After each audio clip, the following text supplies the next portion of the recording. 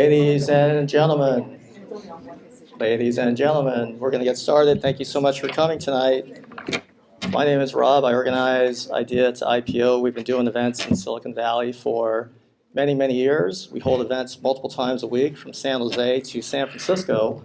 We always have a busy, busy calendar of events. I'd like to highlight one event that's coming up. So August 8th, AI and self-driving cars and autonomous vehicles. That's going to be at SVI Hub. That's a few miles from here. So check out the details for that event and all of our events on our website, ideatoipo.com. We launched officially on February 1st, 2010. At that time, we had no members and no events on our calendar. At this stage, we have over 60,000 members among all our meetup groups in the Bay Area. We've completed over 2,100 events. We're the most active, most prolific startup event organization in Silicon Valley, bar none. Yeah.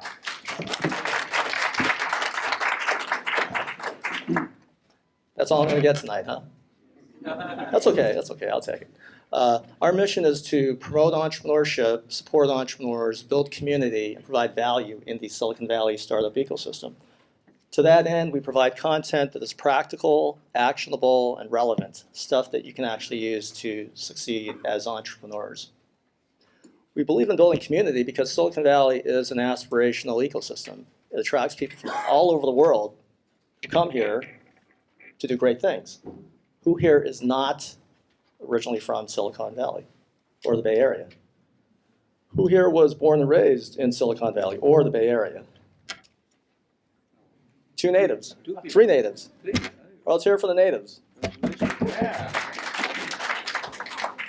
So whether you were born and raised here or just arrived last night, it's important for us to provide multiple channels for you, again, to meet people, build relationships, and grow your network. In addition to our content-oriented events throughout the week, we also have some fun events on Friday nights. The next one is August 16th at TGIF, thank God it's Friday, Mixer at the Hyatt Regency Santa Clara. So you're all invited. So hope to see you there. With regard to value, it is important that we provide value at each and every one of our events. Not just value for your money, which is important because we know many entrepreneurs are struggling financially. So we make sure our events are affordable, and if you cannot afford the cover charge for whatever reason, come talk to me and we can work something out.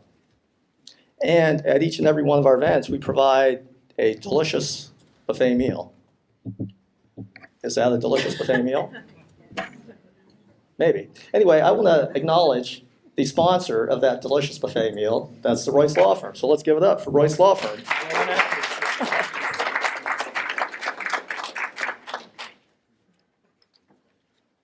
And more importantly, at each and every one of our events, we want to make sure that we provide value for your time, which is your most valuable resource. I have to ask, is anyone here getting any younger besides our panel? So when you invest your valuable time to come to our events, we want to make sure that you maximize your ROI. We have many, many partners that help us do what we do: law firms, venture capital firms, angel investor groups, incubators, accelerators, colleges, universities, lots of players in the Silicon Valley startup ecosystem. Tonight, we're grateful to One Piece Work and Shenzhen Bay for hosting us at this beautiful venue. Is this a beautiful venue? It's a beautiful venue. So let's hear it for One Piece Work and Shenzhen Bay. So Matt, the representative, is not here, but if you have any questions about Shenzhen Bay or One Piece Work, come talk to me and I can connect you with the management of Shenzhen Bay. A few of our partners are here tonight. I would like to have them come up and say a few words. First off, let's hear it for Michelle in Robotics for Good. Applause. Hi, I'm a founder of a community on Facebook called Robotics for Good. We talk about AI, messaging, and chatbots, so if you wanted to join, that would be cool. We have about 2,500 people now. And I also founded Hashes and Block because I co-founded a blockchain company in 2015. So if you're interested in learning about blockchain, regulations around it, some of the technology, market share, tokenomics, just join that group. It's Hashes and Block. Thank you. All right, next up we have Kerfaz and no GPS. Applause. Thank you. No GPS technology is based on two principles.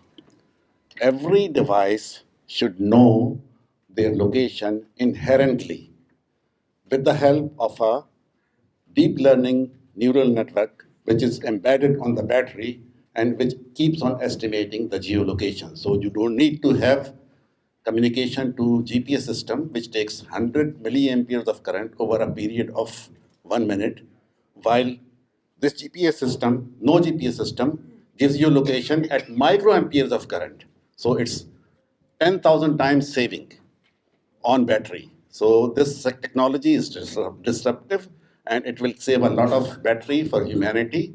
And it's deep learning neural network, it can be trained and it can give you more and more accurate location. Thank you very much. Next up, we have Rahat and Coldwell Banker. Applause. Good evening, everyone. Will my voice project? Yes. Okay, Oh, here we go. here we go. All right, let's try this again. Good evening, everyone. My name is Rahat Subadar. I've been practicing real estate for over 7 years, and I am a firm believer that you need good information to make good decisions. So if you're interested in any real estate decisions, and currently or in the future, please feel free to reach out to me. Thank you. All right, Ali from Planner.ai. Sir for Ali. Applause. Good evening. We help teachers and coaches empower more students. Imagine you are working with a private tutor or a coach. Their services are usually expensive and their services are not scalable. We're committed to make their service scalable, affordable for you, and make it personalized. That's what we do. If you want to learn more, please come talk to me. I would love to share more with you. Thank you so much.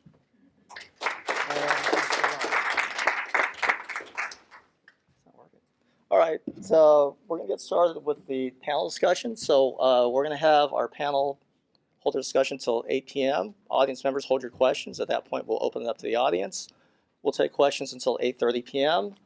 And at that point, we'll break it up for networking. And as a courtesy to our venue host, we would like to leave the building by 9 p.m.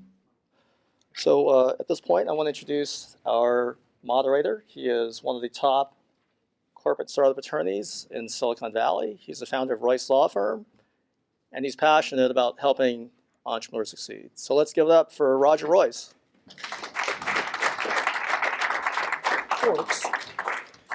Good evening. I'm Roger Royce. I'm your moderator tonight and microphone repairman. I think I can get this thing to work. How's that? Oh, for a minute there. There we go. All right. Okay, thanks for being here. So I'm the founder of the Royce Law Firm. We're a business, corporate, and tax firm. We have about 25 lawyers based in Menlo Park with offices in San Francisco, LA, New York, and Beijing. We have a couple of our people here tonight. Steve Colby in the back, raise your hand. He does patents and intellectual property. And I guess we have one lawyer here. Oh no, Fred's here. Fred Greger is. Where'd Fred go? Fred is an institution in this valley, corporate lawyer. So tonight, first of all, I want to thank you for being here instead of at that other debate that's going on. We're not going to talk about immigration, health care, or tax policy tonight. We're going to talk about things that are way more interesting and probably way more lively. In fact, I hope we get some spirited interaction and back and forth here when we talk about the hottest funding trends of 2019 in the venture capital industry. We have four venture capitalists that are going to talk about what they've been investing in, what industries are hot, what the market is doing. I promise you that you're going to be a little surprised about what you hear tonight. And then I'm going to push them a little bit, see if I can get them to give us a prediction as to what the rest of this year is going to be like. I don't know about you, but I'm nervous. I'm really nervous about this economy. I'm nervous about what's going on. I'm nervous about this long run we're on. And I know that when things go downhill, I'm going to feel it first because I work with startup companies, and that's who may suffer. But we might hear a different opinion here. So you're going to find it right here from the horse's mouth. The first thing I'd like to do is I'm going to ask each of you to introduce yourself, talk a little bit about who you are, what you do, what you invest in, how you come to this panel, any points that you want to make. Vish, I'm going to ask you to hold off on your data until after everybody introduces themselves. But for now, starting with Vish, introduce yourself. Vish Mishra, 42 years in Silicon Valley, a tech executive turned tech entrepreneur, now a technology investor for almost the last 20 years. So I've been tech all my life, and I got the full 360 degree experience in the industry, and I'm delighted to be here. And you say, who got me here? That Rob invited me to join, so I'm here. Thank you. Hi, everybody. Maybe this one doesn't. No. Hello? Oh, thank you. Hi, everybody. My name is Holly. I started a company in 2006 that started as a corporate social network, and we exited as a mobile gaming company in 2017. If you have probably a little boy in your life, or if you like games and Marvel, you probably played our game. It's Marvel Contest of Champions. It's almost like, yeah, I got a fan here. It's almost like Street Fighter, but with Marvel characters. So it's really fun. If mobile games don't work out for you, apparently our game is also in Dave & Buster's, actually. I don't know, they made it into an arcade game. I'm currently a visiting partner at Y Combinator, and have been there for about 2 years now. I think we have to use this one. So first and foremost, in terms of my introduction, I was a top 500 player in the US on Marvel Contest of Champions, and top 1,000 global, top 30 alliances globally, so that's my beginning of my introduction. More seriously, but on another note, I've recently found the best way to describe myself is as a masochist, because I am an entrepreneur in venture capital, which is really two bad combinations, being an entrepreneur and doing a venture capital firm. I've been doing this for 10 years. My own firm, Strive Capital, we're very focused on the consumer. Consumers are as enterprise and software as a service space, invest in companies like App Annie, Rubrik, Gusto, and a few others that you might have heard about. Anish, which was also a mobile social gaming studio, our first investment that IPO'd in 2.5 years in Japan, which was great. I also spent some time with another firm called Grisham Robotics, which is more of a Series A, Series B investor around hard tech. We invested in companies like Zoom Pizza. We invest in companies like Zipline, Starship, Spin that sold to Ford, and a bunch of other cool companies in the space. Because I am a masochist, I also do other things like I guest lecture at Stanford and Berkeley on product management, which is really my passion. And to be honest, that's where I started. I'm a computer engineer by background. I've been in tech for 23 years, and I've been a product manager in Silicon Valley way back when I probably still would just be doing that and not trying to make it as a venture capitalist, which is really, really tough, guys. All right, good background. I'm going to lean in to share who I am, and it's going to be a little bit long like other panelists. But I'll start with chronological. My name's Joe Jason. I'm a partner at a firm called DNA Partners. Why are we called DNA? Because we're investing in people. And so we're investing in your entrepreneurial spirit of your DNA. That's why we're called DNA Partners. The exact vertical that we invest in is called digital media infrastructure. So when you're watching Netflix and it's going fuzzy and clear, fuzzy, clear, that's software managing the bandwidth. That's the infrastructure side of digital media. So that's what we invest in, digital media infrastructure. We're seed round, 50 to 500K. Our geographies are USA and China. And we're approaching 4 years old, and we're three guys that have all known each other over 14 years. So we have one partner in mainland China, one in LA, and myself in Silicon Valley. I've been in Silicon Valley since '96. I've started 2 software companies and exited them. And I think since we're sitting in Shenzhen Ventures, I'm going to state that I've been doing business in China since 2004. I've lived in 2 Asian cities, Tokyo and Seoul. And when I was in Seoul, my mandate was Investments USA and China. So I really got a lot of exposure in that time frame from 2006 to 2010. I'm going to be specific of why I'm bringing that up because we have a Silicon Valley thread here. So when I worked in Seoul, and my mandate was Investments USA and China, I worked for SK Telecom, basically the AT&T of Korea.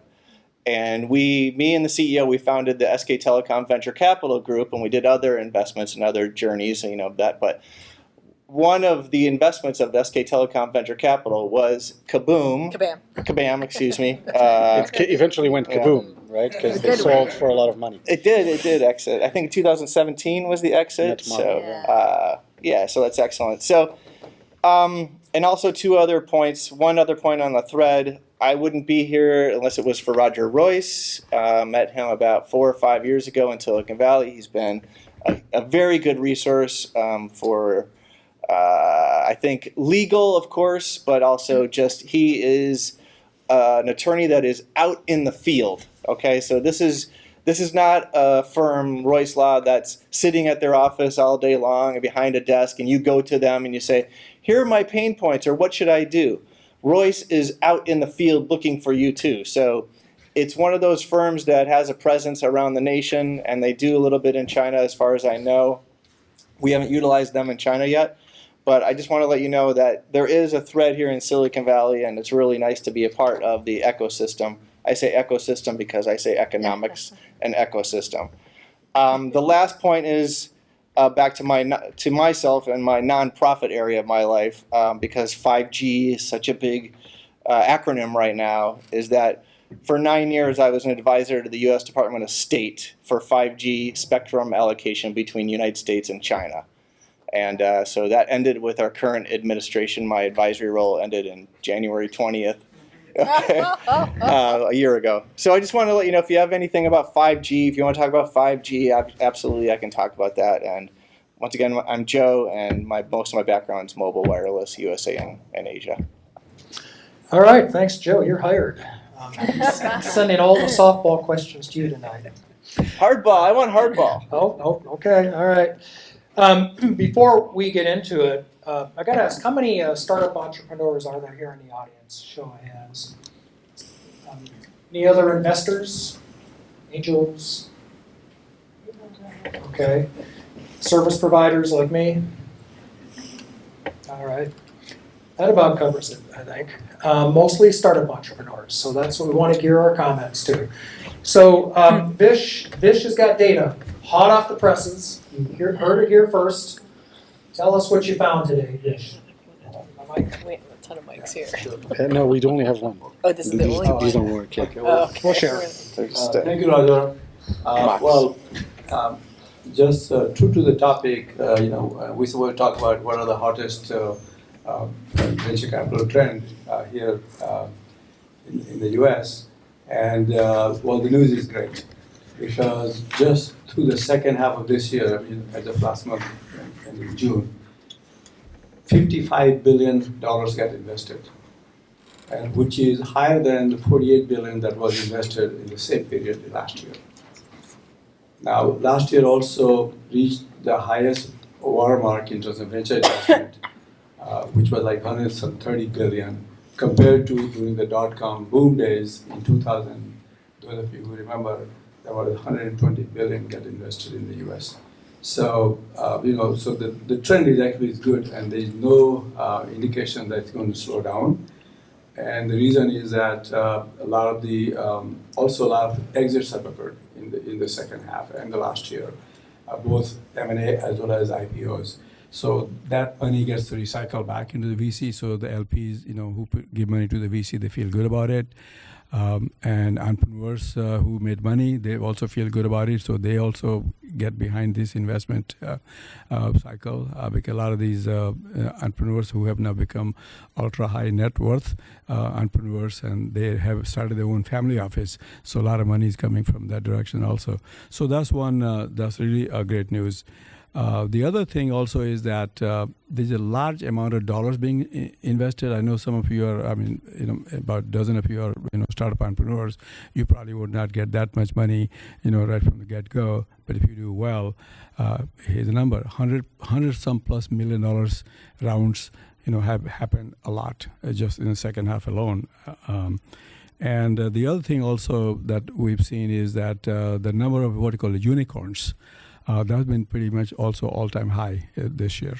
So all this basically points out to that, hey, the health of the industry is pretty good, and there's no chance it's going to slow down.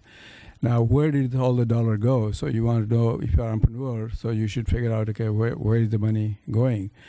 A bulk of the money is going into still, broad category called internet. So which is whether you call, autonomous vehicles, or whether you call robotics, or what you call AI, what you call blockchain, what you call, AR, VR. Everybody, they lump under the big internet category. The second highest category is healthcare. So a lot of, and both that's biotech, medical devices, as well as the healthcare IT. Healthcare IT is alive and well. The third largest category is what we call communications. So, so this is more like infrastructure related work, like what you just heard. And a lot of money is going into that direction also, because to use all the new services that internet is generating, both at the consumer level as well as enterprise level, you need to have a very robust infrastructure that will deliver those services reliably and fast, and to your satisfaction. So that's what we have really seen, that, Roger. So that's a brief summary. Thank you. All right, thanks, Vish. So how about the rest of the panel? Anecdotally, is your experience consistent with that? What are you seeing investments being made in? What do you like? Whoever would like to start. Yeah, I mean, a couple of important things, and I think it's a little bit obvious given the last few weeks. There's been a lot of press around it that sort of the Series C is the new Series A is the new Series B, so the amount of capital that's being deployed across stages is more significant, which actually doesn't mean much. What it means is that there's a lot more granularity in the stages that come before. Friends and family, there's pre-seed, and there's pre-seed, then there's post-pre-seed, then there's post-seed, and then there's A. And then by the time we get to A, I think the numbers are 2010. I think companies had raised 1.8 million on average when they got to a Series A. Today is 5.4 million, right? So obviously there's a lot more capital being deployed, but for me that's a little bit of a rejigging of what the Series A means, a Series Seed means, because we do have institutional investors coming in earlier and investing in Series Seed, even the big guys, the Sequoias of the world. Benchmark's probably the only investor that's really stuck to their thesis of Series A, but even now their classic 10 million Series A seems like a normal Series A and no longer a big Series A after all. So that's one thing to take into account. I think the stages and the ability to raise money has become more and more important. It's more granular, and so your right to exist as a startup over time, even if you're like a cockroach, if we go back in years when these companies that were really sticking to it and were able to stay alive for 2 or 3 years were named as cockroaches. Even if you're a cockroach, I think the ability to raise money is definitely part of the important piece of the toolkit of being an entrepreneur. If you can't raise money, it will be difficult for you even to get money in the previous round, because venture investors will look at you and be like, can this person raise the next round or not? It is part of our assessment.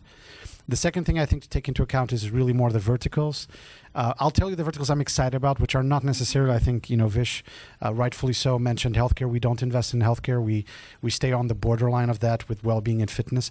Actually, my best investment as an angel investor was in a healthcare company, Virta Health, which was founded by Sam Akinen, who was the co-founder of Trulia, a very successful company, as many of you may have heard. And it was personally a company to me that changed my life. I lost a lot of weight, reversed diabetes type 2, so did everything that was on the tin and followed the program there. But I don't do healthcare in general. So the things that excite me a lot is consumer. I think consumer's back, and it's exciting. I think, Gen Zers are not going to be consuming necessarily what millennials have been consuming. We've seen that with TikTok and sort of what happened there. Allegations that there's been a little bit of a land grab and a lot of money put into it, but certainly there's something exciting about it. Gaming is back, and I think gaming has never been lost, right? I mean, it's sort of, gaming silently has become bigger than, movies plus music plus a bunch of other things together. Silently, right? $160 billion. So, at the end of the day, I think it's back. It's interesting. We're seeing movements around, for example, hyper casual games that are very exciting. We see cloud gaming that's really exciting with all the announcements that we've seen from all the big players like Microsoft and Google and others. So that excites us quite a lot.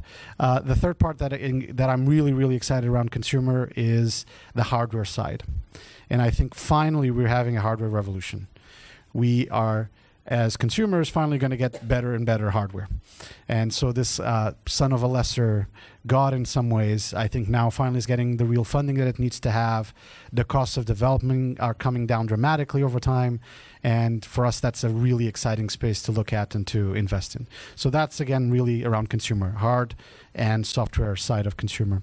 Software as a service, I think, is taking dimensions that are very similar to consumer in terms of consumer acquisition in other areas. So for me, that's actually very exciting because I spent, I would say, 80% of my last 10 years around the consumer space. So very similar dynamics in terms of customer acquisition, search engine optimization. We see things that everyone was like, oh, there's no way, company Skype was going to be disrupted. Well, we have Slack, we have Zoom that IPO'd, so apparently there were ways they could be disintermediated. We now have Notion that came out of nowhere for some people. We've been users for over years. It wasn't quite out of nowhere, but they just raised $10 million at a ridiculous valuation. And so we have all these things happening in the enterprise that are very, very similar in dynamic to the consumer acquisition funnel. Although then at the end, they do need to build sales and they do need to build business development into their engines and channel strategy. I think that's really, really exciting. We have invested quite heavily in that. I think one key trend of that space is we're in sort of a land grab mode. If you're really good and you grow really fast, you raise a lot of money really quickly and you just occupy the space. And it's almost like you take the air out of the room. I mean, guys like Rubrik have done that. Gusto has done something similar after a little bit the implosion of Zenefits. So there's a lot of things interesting in that space where it's not just about growth and having a great product. It's actually about really raising a lot of money and just occupying space in some ways, which I found really, really interesting. And the third area I spend a lot of time around is more what I would call classic deep tech, in particular around artificial intelligence. And they're around two areas. One, what I would call the new app economy of AI, where people are basically developing algorithms on top of TensorFlow, Watson, etc. So they're riding on platforms that already exist and doing something that, in my sort of limited analogy, is a bit similar to the mobile app economy. They're riding on existing platforms and they're scaling it. And there's a lot of exciting stuff happening around that. We certainly have invested quite a bit around it. And then secondly, I still believe there's the next big thing to come around AI. And what got us here is not what's going to get us to the next level. It's not brute force. It's going to be something totally different going forward. And I still believe in the power of algorithms. So those are the areas that basically excite me. Joe, I'm sorry, Holly, are you about to say something? So Holly, tell me, what have you been seeing in the market? Yeah, so to follow up on a lot of the Vish's data, at YC we've certainly seen a lot, just more. Our batch size has grown from last year to this year from 150 to 200. We've opened up Startup School so that it's default inclusive. So all you have to do is sign up if you are a founder, and you can basically get very similar advice as you would within the program. We're also seeing so many of the things that Nuno was talking about in terms of once they finish demo day, just the amount of money. I feel like, man, I'm so embarrassed, but our Series A was 4 on 12. Like, it was just that's like a seed now. That's like a small seed, I feel like. But we are seeing this super seed. There is this aspect of momentum that does happen, and I think if you're a founder, your primary goal is to get momentum as a company, and it's usually via your product as product market fit. What Nuno is talking about is also getting momentum with investors. Should you, which you probably will have to fundraise if you decide to be a venture-backed company, that will be something that you will need to do. It's a necessary evil. You do also have to apply the same thing in terms of momentum. It may not be the same exact way, but very similar. B2B companies have it just a little bit easier. Some of the things, as a result of some of the things that are coming in, we don't see as many new platforms. So for us, B2B has still been big. But YC, we have consumer, we have B2B, we have healthcare, we have robotics, we have almost anything you can imagine, really. We even do VR. That's coming back too. I think what we've seen, though, when there's not really a new platform, sometimes the content companies, such as gaming, make a comeback until something new can come along.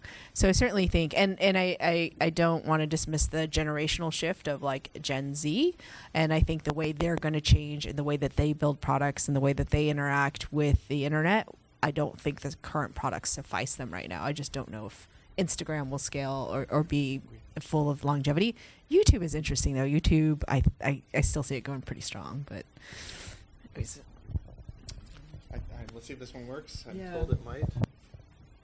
Going all the way up 3 notches. All right.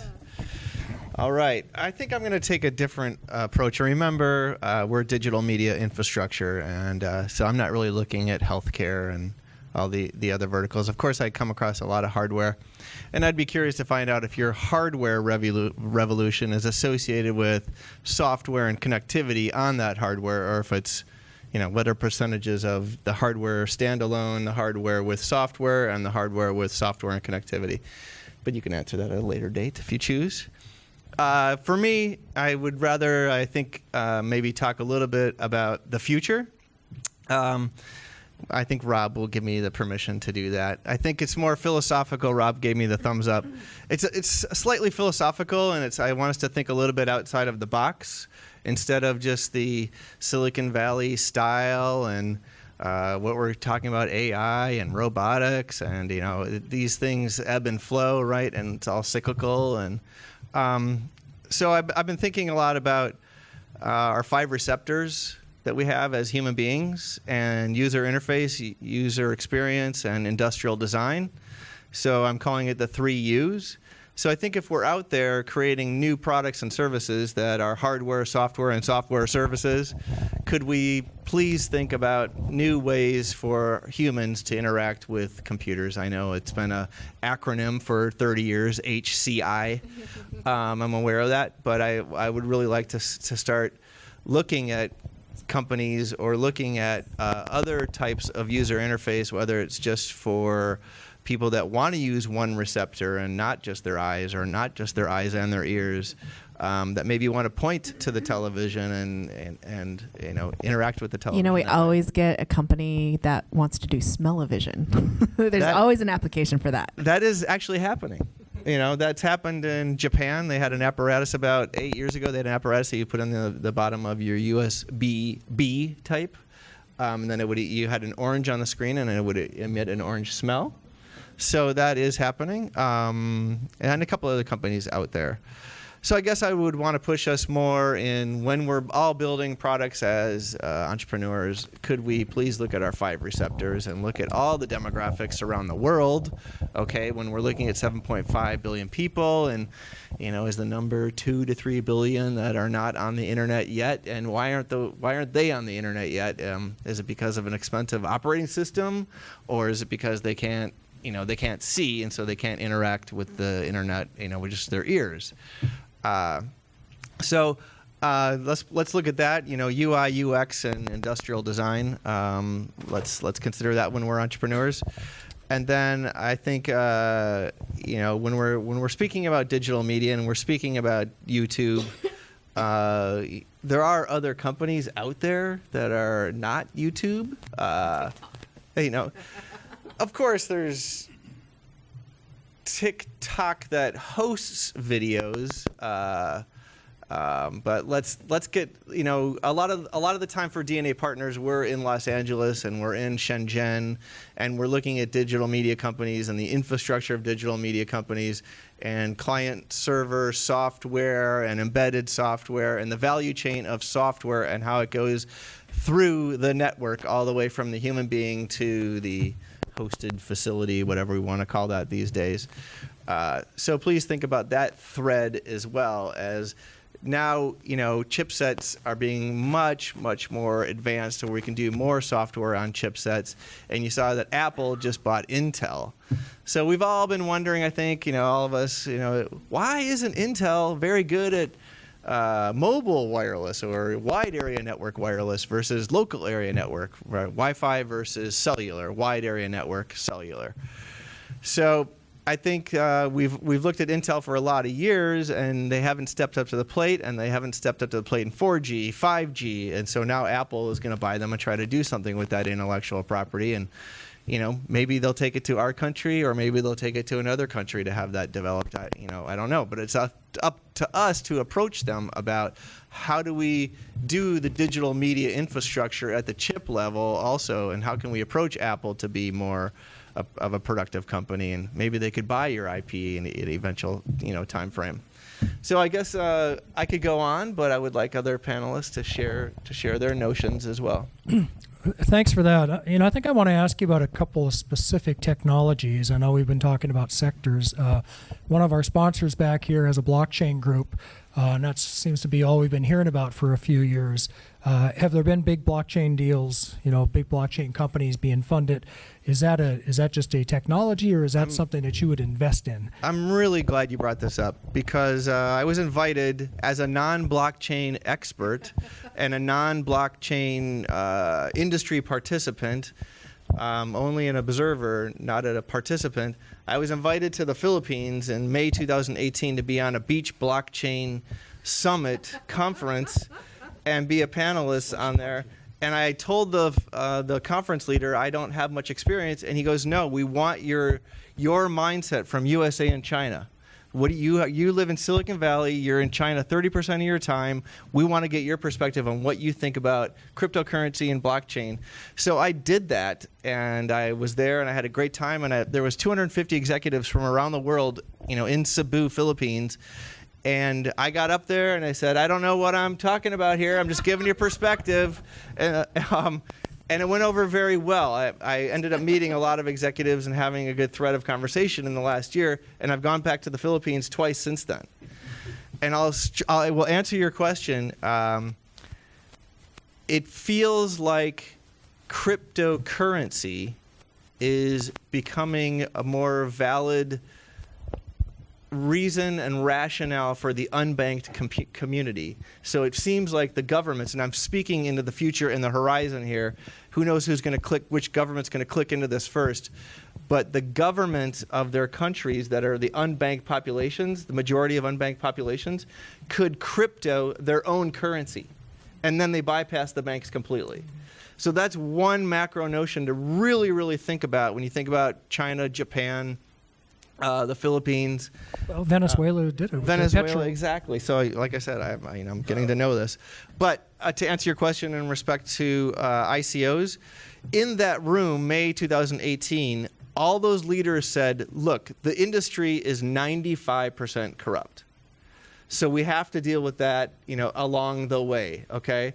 So these were people in this room that we were not the corrupt people, as far as I could tell, at dinners and breakfasts. But what it feels like now, I've had a startup company from Washington D.C. that I've been mentoring for a year for Saturday mornings for 2 hours every Saturday morning, and I'm not a shareholder or anything. I just believe in this team and their product. They're considering an ICO as an option of alternative funding, right? As an ethical way to go, because of their ethics and their backgrounds. No one's going to believe that they're going to be unethical, and who they're approaching for their board of directors, and so they're really considering that. So they had me go out and research in the Philippines, who could they do an ICO with in the Philippines. So it's definitely, there could be a sway towards it being an alternative funding. As an investor and also as a board member, so I've participated in a couple of ICOs, one successful ICO that I'm an independent board member in that company, and I've now followed the post-ICO situation. Obviously, they raised money, and now they need to do something with that money. This company actually already existed. They had hundreds of millions of users. So it wasn't a company that did it from scratch. They actually did an ICO that made sense on one pure dynamic of their economy and how they were doing things. And I've seen all the effort that they've put into actually going beyond the white paper, doing their test net, actually implementing stuff, now pushing other participants in the ecosystem. This is an app store company, one of the largest app stores in the world besides Google Play, outside of China certainly.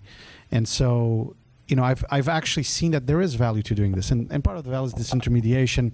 Part of the value is giving value back to users that don't necessarily have bank accounts or they don't have the necessarily means to actually accumulate wealth or accumulate economic benefit of what they're doing, and so I think there is something around that that's really, really cool. We also invested in a blockchain custodian play, which is still under stealth. And so, from a blockchain technology perspective, I think we've been very big believers in what it means. And by we, at this case, I mean obviously us at Strive Capital. But at the same time, I would say it's very noisy. I think the 95%, maybe it's correct or incorrect, but the 95% of fraud or things that are not legit or that are not very good or are just totally fake, et cetera, have put us all off. And so in particular, I would say I'm pretty bearish in the short term for what's happening in blockchain, particularly in some of the cryptocurrencies. But I'm certainly very, very bullish in the long term. And that's why I participate in the market and I continue looking at plays, although I know I'm going to say no to almost everything I'm going to see. But I do think there are going to be valid usages. One, of the technologies that are linked to this, and two, that there will be valid uses to the cryptocurrencies that are being created around us. So I do think that is absolutely true. Yeah, I think it's a bit more of a technology. I think there's two fronts to this. I think on the consumer side, I don't think any consumer will do something because it's on the blockchain. And plus the UI is so difficult. Like I don't even know how to get tokens. And I'm like, I got 2 degrees and I'm like, what do I do with these tokens?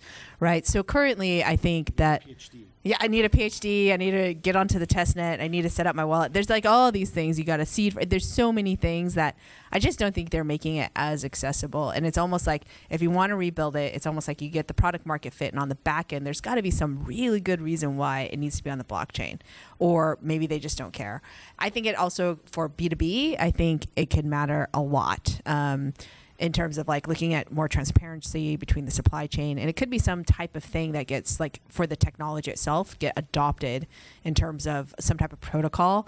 And for us to use that technology, we just don't care as consumers. I just don't think it matters. It's like, do I care about TCP/IP? I know you do, but like, I don't care as much. I just need to get on the internet, right? So it's like I'm at this like abstract layer. And so I think it's like trying to get consumers to care about that and then give me this really terrible experience on trying to access it.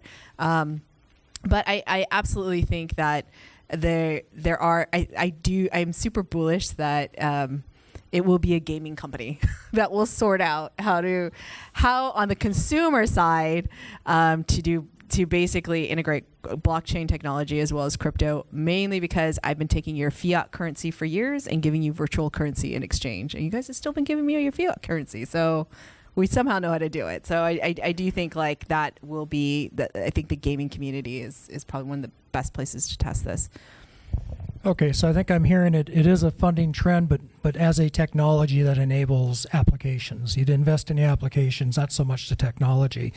Let's move on. IoT, Vish, I know you got an opinion on this. And again, this is funding trends. Is IoT still hot? Is it a buzzword? Are people investing in this? And what does it actually mean? You're on, buddy. So, IoT basically, of course it was, if you guys follow the press and the industry, IoT got hyped pretty well a few years ago, particularly with GE CEO Jeff Immelt and John Chambers at Cisco, because Cisco was, talking about, so, they did a good job, at least in promoting and making IoT, become more visible. And the thesis behind IoT is that because internet, we all know what the internet has done. So the idea is, hey, why can't we take the same internet technology and apply that to all the other old-fashioned industrial technology, which is still, there's a lot of industrial technologies out there, and they're kind of, custom built. And how can you connect all the machines together? How can you get all the data together? And so that's where it all started from. And there's various flavors of IoT came around. The initial thing was just the sensors. Basically, you got sensors which really doesn't really have much intelligence. I mean, sensors are not pretty, as complex as some of the other technologies are, but people wanted to make sure that, sensor data could be collected and it could be processed and it could be reprocessed and it could be put to some better application. So a lot of stuff has gone on to sensors. So now people are calling sensor as IoT, okay, because it's really not the IoT application, but that's very low margin stuff. They're really not in the business in the IoT space, because main thing is that if you can find a way to collect data, which is a lot of raw data, a lot of data which is unstructured, and how can you maybe filter the data, ingest the data, and and make sense of the data, and you can provide more of a business applications, business intelligence. So I have several investments in the IoT space actually, and they're really doing pretty well. But the challenge is that those who have gone after industrial IoT, whether it's oil and gas or the old heavy machinery equipment, stuff like that, the sales cycle is way too long because everybody is a proof of concept. Matter of fact, I was with a bunch of CIOs 3 months ago, and it was all the industrial CIOs. And they tell us, well, entrepreneurs come to us and they're telling us about IoT, and we put them through the POC hell, and proof of concept hell. It takes like a year, 2 years, 3 years, and they don't give any orders, and the entrepreneurs get frustrated. So those of you who are looking at IoT, just kind of bear that in mind, that the end customer is really not as sophisticated. Oil and gas, if you've not been in the oil field, don't even know what it looks like. It's very hard. So a lot of the technology people, Silicon Valley people, they come from the technology side, and they kind of, they overly simplify the challenge that the industries have had. And same thing happening on the digital movement, the digitalization of industry. And same way, because if you don't know the industry that these people are in, it's very hard to get a tech guy to come and give them a title of chief digital officer or chief innovation officer, and they join these companies from big tech companies, and only to be frustrated after 1 or 2 years and they quit. So I've seen a whole bunch of my old colleagues that were in the tech industry, and they got lured by Schneider Electric or ABB and all the other companies that you got, only to find out that there's really not enough just kind of going on. So I'll just be very careful. Look what application you are going after in the IoT, just like in the blockchain. Okay, what application? Blockchain is a technology, core technology, and enterprise blockchain has legs. Consumer blockchain doesn't have legs. It's way too far behind right now. We have several companies in that enterprise blockchain, and they're doing pretty well actually. So that's my comment on that. Okay. A couple more before we get into industries. I've been watching this documentary on Netflix, The Great Hack or something like that, about Facebook and Cambridge Analytica, and it's scaring me to death about my data, my privacy, my security. Has that been a big sector in 2019? Is data still the new gold or oil or whatever it is, whatever the commodity it's supposed to be?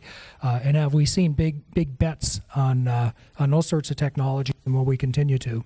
Anybody? Oh, absolutely. I mean, that's one thing, because the application of the AI and the machine learning, it really relies on data. So if you can go after a business that had massive amount of data, then you can, because humans cannot process the data, and a lot of the stuff, so that's where these applications are really finding its way a big time. Security is another application, because cybersecurity, as you know, is super hot. I mean, every company is vulnerable right now. So the only question is, okay, when would you be hacked, and what the damage is? The typical damage is very, very high. So all the Fortune 500 CIO, the boardroom discussion, cybersecurity is always being discussed. Is always being discussed. So those of you who are into that security space, and if you have the deep knowledge, so that's a very lucrative opportunity. We have a company called CrowdStrike, just recently went public. Their market cap is higher than Symantec, for example. And CrowdStrike, by the way, was the one company when the DNC computers were hacked. They're the one who were called to just find out who hacked them, and they said they were the Russians who hacked them. And so they really pinned it down. So there's a lot of innovation going on in the whole security space. Okay, so whether it's endpoint security, whether the security just you're within your enterprise itself, because a lot of damage is done by the insiders. So by the time you get attacked, and by the time the damage occurs, there's a gap. And a lot of companies have just emerged only to find out they're just monitoring what's happening within your enterprise and trying to alert and trying to prevent damage. So we have a lot of companies in the security space, and they're all doing very well. There's a lot of have good traction.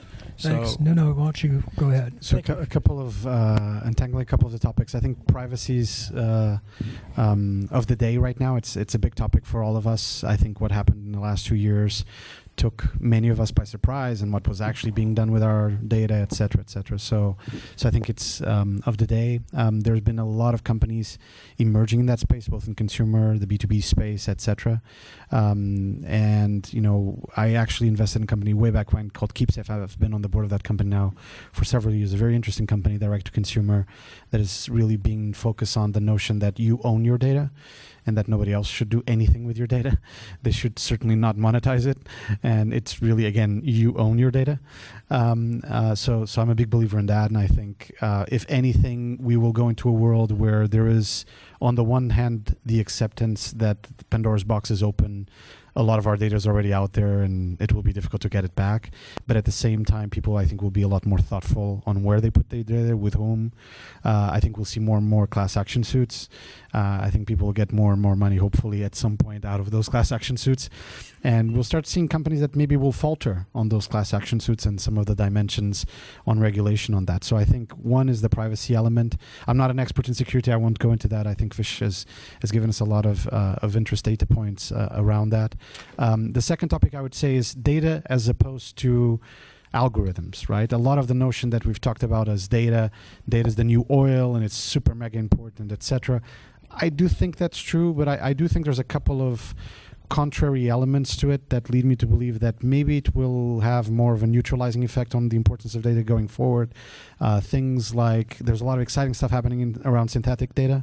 And if you think about it, if you're an engineer by background or you've done a lot of stuff around data, that makes sense, because if you can recreate data at certain points, we certainly can recreate news and do fake news. So we can certainly recreate data, right? And we can figure out patterns of data and, you know, input it into systems. So I think there's a lot of interesting things around there. But more important to me is the whole notion that algorithms are commoditized. Again, as a computer engineer, I say that's total BS, right? There's no way they're totally commoditized. And I think we're just talking about a nature of the beast right now, where you have really big platforms like IBM Watson's and Google's TensorFlow, et cetera, that have conquered a lot of the use cases around them, which is great. And I think that's, as I said, fantastic. That will generate this new app economy that I'm really, really excited about. But at the same time, I think there's still a lot of stuff happening around reinforcement learning, evolutionary computation, and a bunch of other fields of AI that makes it super exciting from an algorithmic perspective and as an engineer to geek out on. So there I would just say I'm a little bit more moderate. I think the guys who have all the data won't necessarily always win, which is good news for us as consumers. It's good news for startups that want to make money and start from scratch with very, very minuscule data sets. Something to say, or can I? Okay. You know, we only got 5 minutes left, so I want to ask you, what did I forget to ask about funding trends? You know, what's been really interesting that you've seen this year? What do you expect the rest of the year? Nobody's even mentioned food and ag yet. It's kind of a big thing for me. Go ahead, Joe. Once again, digital media. Stay with my core. On leveraging the topic of privacy and data, your own personal metadata. I am one of those guys that has never signed up for Facebook, Twitter, Instagram. Took myself off of LinkedIn in 2009, and I use the Microsoft operating system mobile phone. Still today? Today. Oh, wow. 0.05% of us in the world. Windows 10, one OS for all devices. No other software company does that. And take a look at Microsoft stock and vision. But I guess what I'd like to talk about is when we're, again, developing and we're entrepreneurs in the audience, or we're working for a big co in the audience, is why would we support 2 operating systems? Why wouldn't we go to more operating systems? So there is one that is denting the bucket right now. It's called KaiOS. And it's a derivative from Firefox OS. I don't know if you remember that. So Firefox OS was, let's say, purchased for a very low price. And so take a look at KaiOS, KIAOS. I think that's how it's spelled. I should know. I just remember the logo in purple. But I did have a chance to talk to them in detail at Mobile World Congress Shanghai in end of June, just last month. And they're making some headway. There's about 100 million phones that have their OS on it right now. Their business model is advertising, interstitial advertising, and creating their own app store with actual, apps inside of it that you would get on iOS or Android. So, so please consider that. And then the other OS is Sailfish, created by a company called Yola out of Finland. And Sailfish has been around since 2011, 12, and they are a real deep OS. And obviously now that the topic of OS is highlighted because of Huawei's issues. So Sailfish OS could make more of a presence. So please, when you're looking at different OSs to develop on, please look at Sailfish as well. And Wikipedia would be a good source for you to get more information on Sailfish and KaiOS. Not so much a question you didn't ask, Roger, as always, amazing moderator and our fearless leader. But it's more of, I think, the sense of possibility that's happening around deep tech and frontier tech. Deep tech and frontier tech are spaces that are very difficult to invest in, right? The cycles of innovation are very long. You need to really understand technology deeply, get into the weeds on IP. It might become really capital intensive over time. But I think if you look at really basic things like, self-driving vehicles and self-driving cars, I'm not a big believer that it will happen, that revolution, anytime soon. Maybe in the next 5 to 10 years, we won't have level 5 cars around us all around. I'm a bit more bearish than most on that. But just think about the possibilities of companies that are starting or that have been in the market for a few years that are innovating in that space and what that will represent for all of us, right? I think we can't really understand the impact that this will have for us. Answering your question that you asked earlier on, do we only invest hardware? Actually, the opposite. We only invest in stuff that has what we call full stack, which is there's a hardware piece to it, be it mechanical, material science, electronics, microelectronics, etc. There's a software piece to it, which is embedded, the front end piece for if it's a consumer play, the back end for the cloud, etc., etc. But we always like the service component to this. And we didn't talk a lot about sharing economy today, for example. But there's something that's fundamentally interesting about that. We're seeing record levels of people that don't have driver's license, right, between the ages of 18 and 24. People really are not thinking about having cars. What would that represent for the car industry? Is it an opportunity? Is it a fundamental challenge, right? Car companies have been trying to innovate. Porsche has their passport program. They've had it for like a year and a half or 2 years in Atlanta. It doesn't scale. I'll pay a lot of money per month and I can switch cars all the time. People are like, okay, but I pay a lot of money. And I don't have someone driving the car for me. So how is that a really cool thing? So I think the sense of possibility of what's about to happen, we've gone through a really significant amount of revolutions over the last 2 decades. Certainly I've been blessed for 23 years of being in tech. I mean, the stuff that's happened, right? Mobile industry, right? We're old telco people. I used to be at the GSM Association. I was the head of strategy, corporate and business development. We were with devices and we were very happy when it was feature phones, right? We now can do all sorts of things on our mobile phone and we just take it for granted. I mean, the iPhone came out in 2007, the App Store in 2008. Okay, 11 years into this revolution. So these revolutions are just going faster and faster. And I think for me, that's the cool part. I think there's stuff here, and I as an investor, I have no clue, right? Because that does require that you make big bets on the future. And we're not futurist investors, unfortunately. If you're a very good futurist, you're likely not going to be a very good investor, right? Because timing, practicality, the notion of small ball does play an importance in returns. And so for me, that's the really cool part. I'm not sure it's investable by someone like me, certainly, but that's really the cool part of what's happening in the next few years. So one of the luxuries of being at YC, I kind of feel like I get to see 18 months into the future. And some of the things that I thought were kind of silly when I first started, I was like, oh, wow, that is a trend. Some of them have been, one of the things that I've been kind of, it's not silly, but I was like, oh, wow, this does reflect a lot of our times. This is probably the first year that the Gen Z has kind of gone to work. And this group of people have been already entrepreneurs. And one of the things that I think the trends that we will continue to see is mental health and things that are addressing mental health. I think there's a type of anxiety that's very not ephemeral, like it's ephemeral in that when you receive it, it comes and goes, but the impact leaves for a really long time. And I can't imagine that. So we've been seeing a ton of that. We've been seeing also this not just go from consumer, but also B2B, and businesses starting to care a lot about that. The other thing that we are always on the hunt for, and we see more and more, and we know it's going to be a big deal, is sustainability and climate change. We've seen more and more companies trying to do that, especially in food sustainability. That's something that's just, you can't really ignore. But we certainly see a whole gamut of it. We have seen a little bit more B2B, but consumer can absolutely still happen. It's just it anchors a little bit differently through the years. I'm sure like right after Airbnb got really big, everybody was doing Airbnb for X, Uber for Y, all these types of things. But certainly I've been seeing some of those trends. I'm personally a little excited about people focusing more on elders. I think like this is now probably 60 and below, maybe 65 and below. They're totally adept with technology, and it's just going to get more and more of that as we all age. We'll be okay with technology with this new mobile phone. Okay, Holly, you get the last word.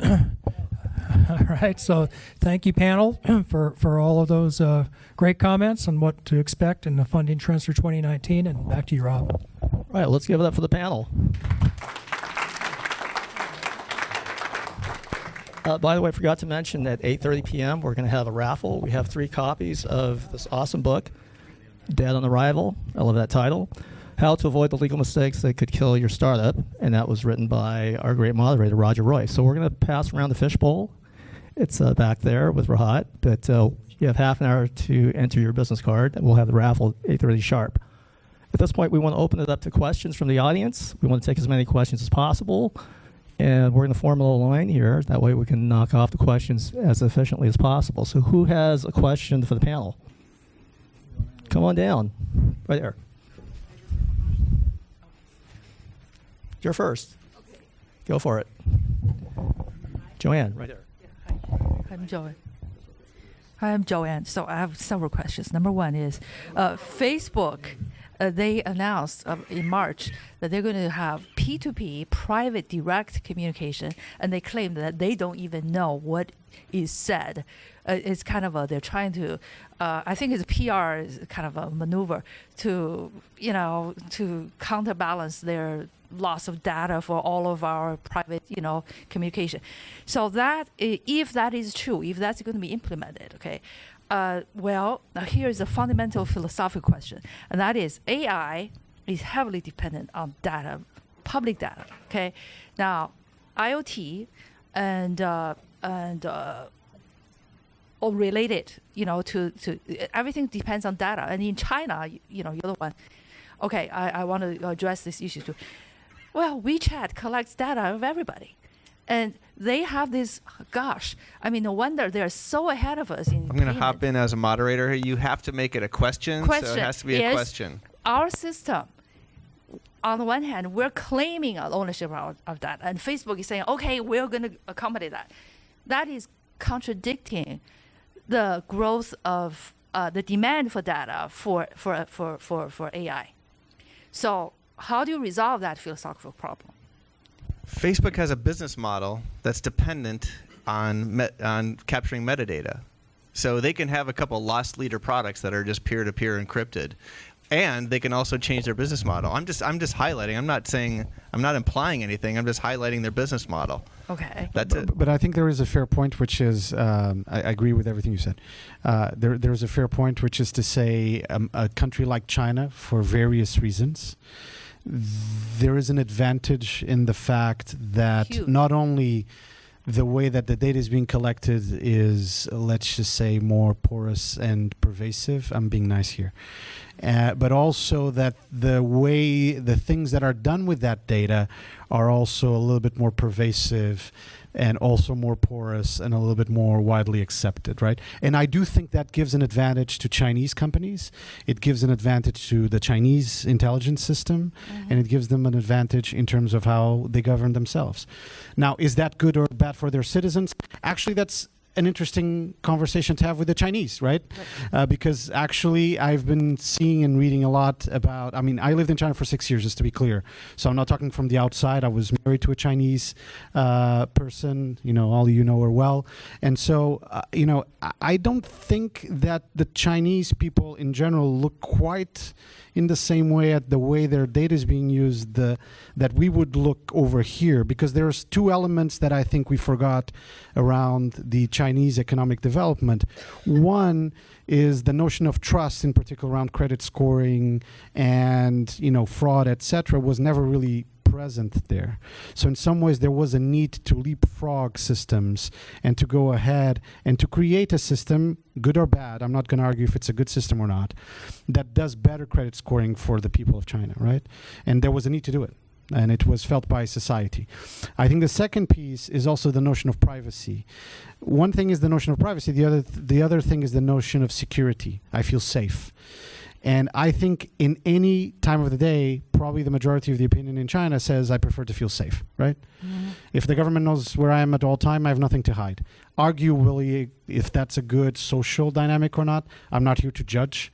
But again, we need to understand it from the perspective of the people. So again, I think China has a great advantage in terms of data for the right and the wrong reasons. I think they will use it. I think the Chinese companies will use it to their benefit. And to be honest, I think the jury's still very much out on whether the Chinese people are okay with that or not. I don't think it's that clear. Okay, thanks very much. Joan, could I ask you to hold your other questions just for a minute so some other people can get their questions in? All right, next question. But you can come back up after. Yeah.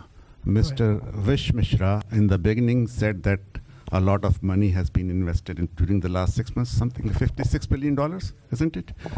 Yeah. Yeah. This morning I heard Mr. Chadda, Naveen Chadda, he said that money has increased, but the deals have decreased because most of the money has gone to the Series A and B and C, A and higher. Is it a good thing that the lower, those persons who are coming in, they are not getting money and the money is going to, is it a good thing, or is industry doing something about it, and what are the reasons about it? So, okay, let me give you my perspective on that. What's happening is that as the capital has become, available, a lot of capital is available in the marketplace. Also, the quality of the entrepreneurs have also gone up significantly.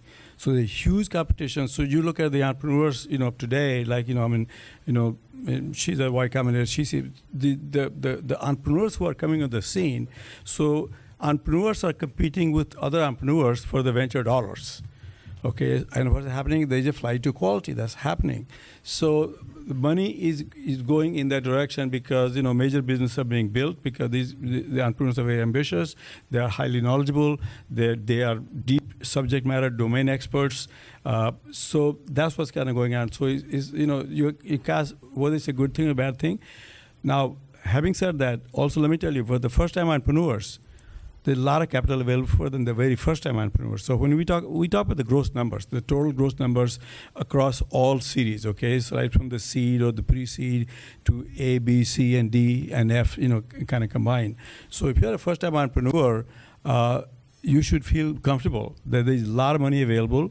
And one fact that, we don't know, we talk about the angel investors. Let me tell you, in the U.S., the angel investments is amazing. A typical angel in the U.S. invests, or the typical company, which is angel funded, they get about $600,000 per company, and there are like 50,000 such, companies have been launched with angel funded. We talk about venture-backed company. Like last year, there were 6,000 people received venture capital, but the 50,000 or so plus entrepreneurs who are coming from the angel side. So what happened when they graduate from the angel and they start moving up the food chain, A, B, and C, and D? So what you hear about the venture dollars? The venture dollars are going to only 6,000 companies last year, 6,000 companies the year before, 6,000 companies pretty much like the year before. So the number has been pretty kind of flat. The number of companies that got funded.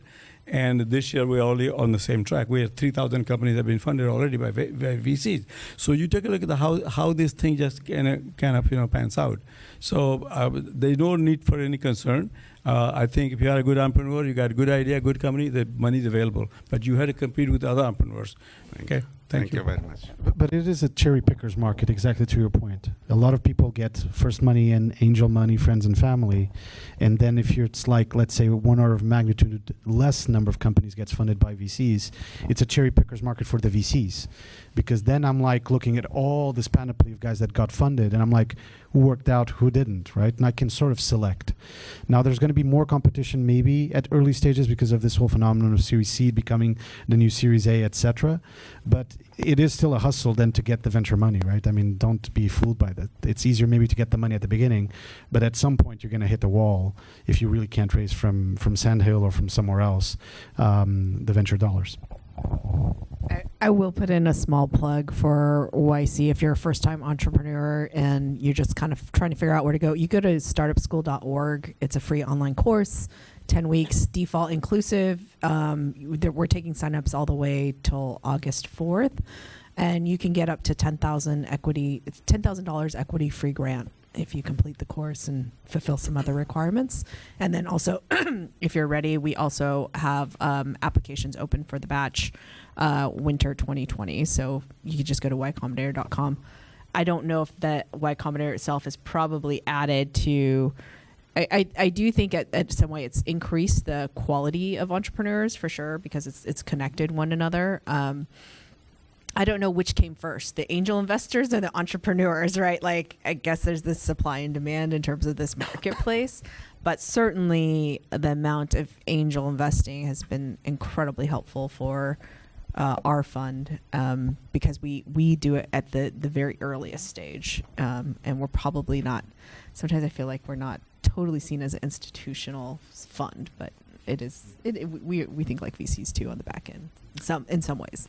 Well, the broader trend is video. The video, actually both the consumers and now enterprises, they consume videos. And so that's what, because people, that has become because video communicates more information, not just only entertainment, for business, for all the other kind of stuff. So think of like that. So but to be able to, for people to consume video and consume it, really, very nice quality way. So you have to use the technology that makes the video available. We have a portfolio company in that. Actually, this company is growing beyond leaps and bounds right now. All they do, they just they're using video. They look at all the videos that's available to people, and they figure out, they try to analyze the video and they look for the sentiments. So as you as a consumer are watching a video, they're really trying to figure out, they will know more about you as to what your interests are, and as a result, the brands are flocking over to this company. I mean, this company is just amazing. It's already is raising capital at $240 million pre-money, and there's a whole bunch of VC want to put money. This company like 3-4 years old, and now they'll do a good revenue. They'll have like about 15 million revenue this year, but valuation pretty high, because what they've done is the old-fashioned marketing research firm like Nielsen's, other people. So they're really competing against those people. So they're disrupting that stuff, and they're just looking at the video. So anybody, if you can think of the video applications, there's a lucrative market in that. All right. Hi guys, I'm Michael. I have a keen interest in the holistic health, wellness, biohacking, and some of the topics that we discussed today seem to be contradictory to each other in terms of how they will be perceived by the society going forward. And I'll just throw a couple of data points. And what I'm interested in is to hear your views on how these different dynamics might play together in the future, or where the policy needs to step in. So there's information out there about how 5G is being rolled out for surveillance, and the technology, the millimeter wave technology used in this is currently used in scanners in the airports, and there are certain reports about how those scanners have affected people's health after like 18 months being working by those machines. I don't want to, name any medical conditions, but there's information out there, And on the other hand, and also there's information that 5G has a strong potential to destroy the ecosystem, by killing bees and preventing them from pollinating other plants and whatnot. So that's one side of the things, right? On the other side of the things, Gen Z, all about health, wellness, mental health and physical and whatnot, about saving the planet, etc. Right? So we see this polarized worlds somehow growing together. How will this all pan out together, or what's your view on this? I just have some quick analogs. So take the smoking tobacco industry as an analog to the mobile wireless industry, where there is research being done 50 years ago, but then it's put on the back shelf for certain reasons, lobbyists, whatever you want to consider. There are certain cities around the world that do study tobacco. There are certain cities around the world that study wireless signals. So it's a direct analog, and I'm not a proponent or opponent of it. I warn my relatives about it all the time, and it's been a 1G, 2G, 3G, 4G, 5G conversation. So research is out there, and start with Finland. Beyond all the issues we have in terms of how to protect our planet, in terms of climate change, in terms of everything that's going on, where we're polluting, our planet in all sorts of ways. We were talking about wireless signals, etc. I think there is clearly an agenda that I'm very hopeful for, that in particular the Gen Z generation will kick all of our butts and tell us that this is not acceptable and we need to do things and we need to do them quickly. And it's part of the presidential debate right now with the current nominations and the people that are going for the nominations. So I think it's a very valid thing to do.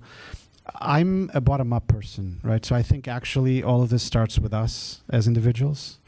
And it starts with us, with our notion of not only being ethically more aware in the decisions we make, be it if we're software engineers or hardware engineers, when we make a decision on our code, on our algorithms, etc., that decision might have implications, and really stand by that decision.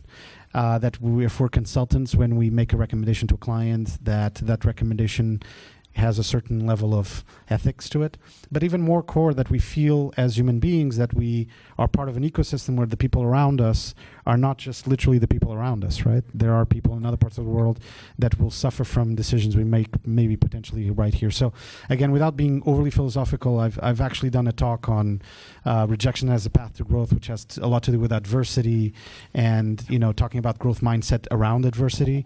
I think, one of the things in Silicon Valley that definitely needs to happen is the level of authenticity needs to increase.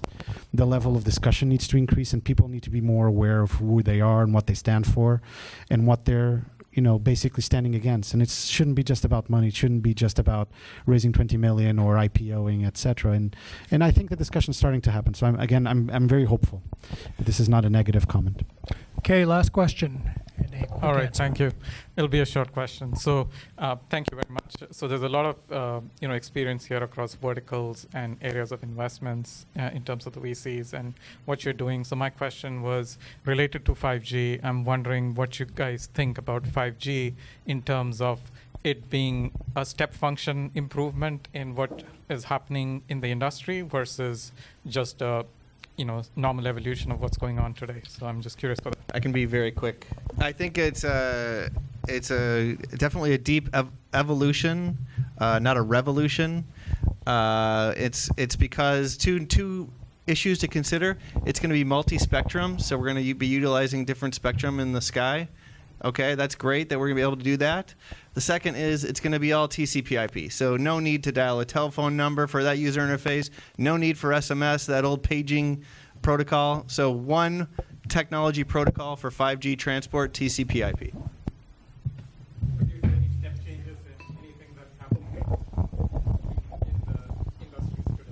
Well, that will make an industry change because you will not have tariffs on telephone numbers, right? And you will not have lag in SMSs. So once you take away those two protocols, SMS is its own paging protocol, and telephone is its own, it's called DTM protocol, and you won't have that anymore. So that you won't have these issues, and you'll have less regulation. Could be good, could be bad to have less regulation, but you will have less regulation because it'll all be TCP/IP communications. Okay, thanks very much. Thank you, panel. Right, let's give it up for the panel.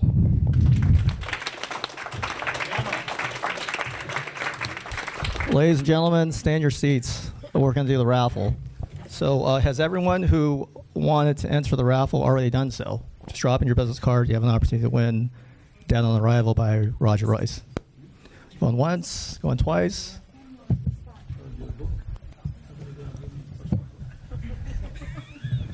One entry per person, please. All right.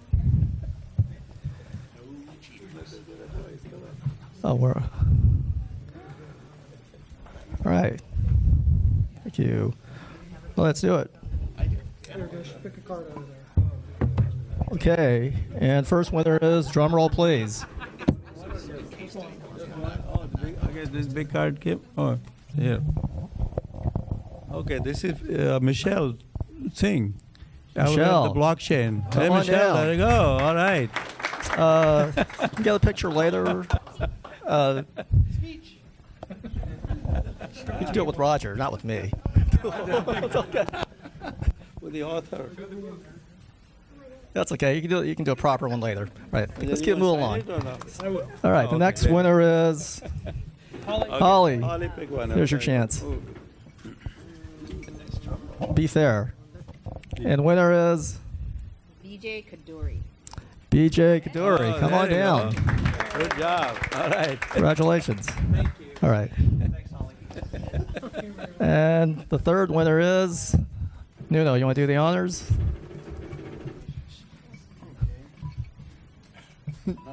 Oh, no. And the winner is None. Come on down. All right. Well, congratulations. Congratulations. So all the winners, come on up. You can have a photo with the author himself, get it signed. The video will be on our YouTube channel in 48 hours, youtube.com/idea to IPO. Stick around, talk to our panel. Thanks for coming, and we'll see you next time. Thank you. Thank you.